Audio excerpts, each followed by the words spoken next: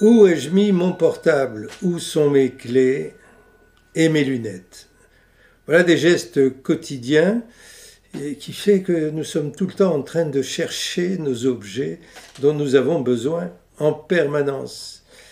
Alors on accuse notre mémoire, et en fait non, c'est notre attention gestuelle.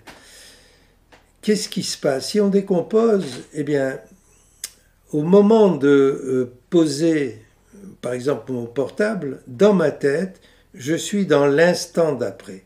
C'est-à-dire ce que je vais faire, là où je vais être. Et donc, je ne suis pas en train de prendre conscience que je pose mon objet, c'est-à-dire mon portable ou mes clés, et en fait, je m'en débarrasse. Et qu'est-ce qu'il faudrait faire? Il faudrait faire en disant, voilà, faisons attention, je pose mon portable ici, pour pouvoir le retrouver. Mais est-ce que c'est suffisant? Pour que ce soit complet, il faudrait que, en même temps, dans ma tête, j'imagine le moment où je vais le retrouver dans la position où je l'ai laissé. Mais c'est très compliqué de faire ça. Personne ne le fait. Donc, il faut trouver des astuces. Moi, je vois, par exemple, pour les lunettes, je me balade avec l'étui des lunettes. Donc, j'ai deux objets en même temps et je fais beaucoup plus attention quand je repose toujours mes lunettes dans l'étui. Certains accrochent leur portable avec un cordon. J'ai pesé le mien, il fait 230 grammes, c'est un peu lourd. Pour les clés, beaucoup de gens ont un rituel, soit mettre les clés derrière la porte, soit un crochet, etc. Et que c'est fait immédiatement quand on est rentré. Et je voudrais raconter une anecdote. J'avais un jour un étudiant qui venait travailler ici et qui à un moment donné me dit: est-ce que je peux rendre un service? Je lui dis: oui, ça serait bien d'aller au supermarché faire les courses parce que j'ai des consultations et j'ai pas le temps. Voilà la voiture, le supermarché est à 10 km de la maison.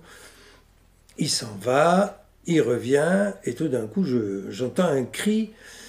Et je lui dis: mais qu'est-ce qui se passe? Il venait d'ouvrir le coffre, il me dit: on m'a volé les courses. Je lui dis: comment on t'a volé les courses? Il me dit: oui, j'avais tout mis dans le coffre, il n'y a plus rien. Je dis: ah bon? On décompose toute la séquence. Je dis: d'abord, tu as garé la voiture, comment tu as mémorisé l'emplacement de la voiture? Ça, c'est un classique. On gare sa voiture, on ne sait plus où elle est. Il y en a qui prennent des photos, d'ailleurs. Et il me dit: oui, alors je sais, je l'ai mise à côté d'un camion bleu. Je dis: ah oui, mais bon, c'est un peu faible. Sur le camion, il peut partir entre-temps. Ok, et ensuite, je suis allé faire les courses. J'ai posé les affaires dans le coffre. J'ai ramené le caddie et je suis parti. Et il n'y a plus rien. Et en fait, qu'est-ce qui s'était passé? Il avait mis les courses dans une autre voiture ressemblant à la mienne. Et la distance et le temps d'aller reposer le caddie, il avait repris la bonne voiture, la mienne, alors que les courses se trouvaient dans l'autre voiture. Évidemment, il est retourné au supermarché et là, il a expliqué son histoire. Et les caissières étaient mortes de rire.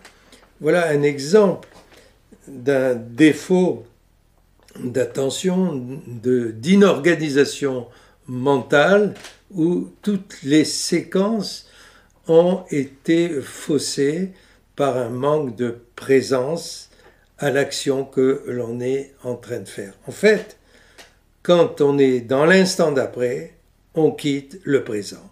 Et en quittant le présent, on quitte en même temps les choses qu'on y a placées.